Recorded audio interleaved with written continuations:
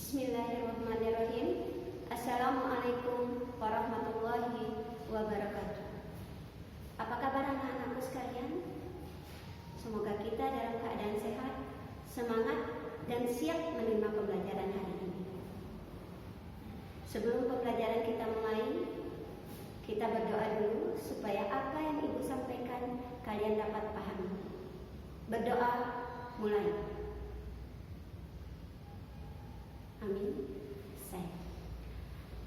Pembelajaran kita kali ini tentang konsep geografi. Diharapkan kita dapat mengenal dan memahami konsep-konsep geografi yang berkaitan dengan kehidupan kita sehari-hari. Konsep geografi yang pertama yaitu konsep lokasi. Konsep lokasi itu ada dua. Yang pertama, konsep lokasi absolut. Lokasi absolut itu contohnya letak suatu wilayah berdasarkan letak lintang dan bujur. Indonesia terletak di 6 derajat lintang utara sampai dengan 11 derajat lintang selatan dan 95 derajat bujur timur sampai dengan 141 derajat bujur timur. Yang kedua, lokasi relatif. Letak suatu wilayah berdasarkan karakteristik wilayah lainnya. Contohnya, Indonesia terletak di antara dua benua, yaitu benua Australia dan benua Asia, dan dua samudera, yaitu Samudra Hindia dan Samudra Pasifik. Konsep yang kedua itu adalah konsep jarak. Konsep jarak dibagi atas dua, yaitu jarak absolut dan jarak relatif. Jarak absolut itu adalah jarak suatu wilayah dengan wilayah yang lain berdasarkan satuan panjang, kilometer, sentimeter, meter. Contohnya, jarak rumah saya dengan sekolah itu 10 kilometer. Itu adalah jarak absolut. Yang kedua, itu adalah jarak relatif. Jarak relatif itu adalah berbicara tentang jarak suatu daerah berdasarkan hitungan jam, menit, atau kita berbicara di sini adalah waktu tempuh. Contoh, kalau kita menggunakan sepeda motor ke suatu daerah, atau enggak, kita ambil contoh di sini adalah jarak tempuh antara Sumbawa dengan Lombok. Kalau kita menggunakan kendaraan seperti sepeda motor, berarti di sini jarak tempuhnya bisa mencapai 6 jam. Tapi kalau kita menggunakan pesawat terbang, berarti di sini kita hanya memakai hitungan menit. Konsep yang ketiga itu adalah konsep keterjangkauan. Dalam hal ini tidak berbicara tentang waktu tempuh, tetapi medan yang akan kita lalui ke suatu daerah tersebut. Konsep yang keempat itu adalah konsep pola. Konsep pola ini ada beberapa, di antaranya pola pemukiman penduduk menyebar, pola pemukiman penduduk mengelompok, dan pola pemukiman penduduk memanjang. Ibu ambil satu contoh. Misalnya pola pemukiman penduduk memanjang. Pola pemukiman penduduk memanjang ini adalah mengikuti garis pantai atau garis sungai.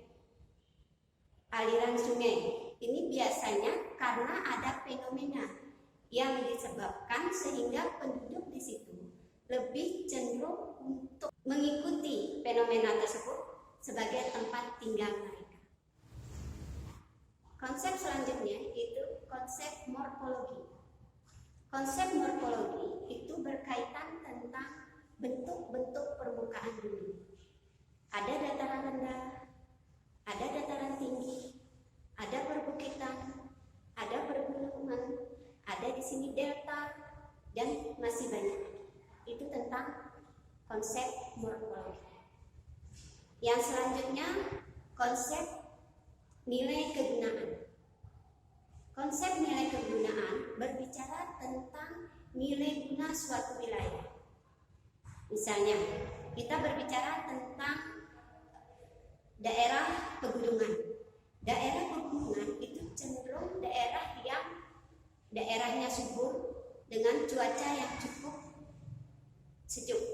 Jadi di situ biasanya yang paling banyak, yang paling cocok untuk daerah pegunungan itu adalah pertanian.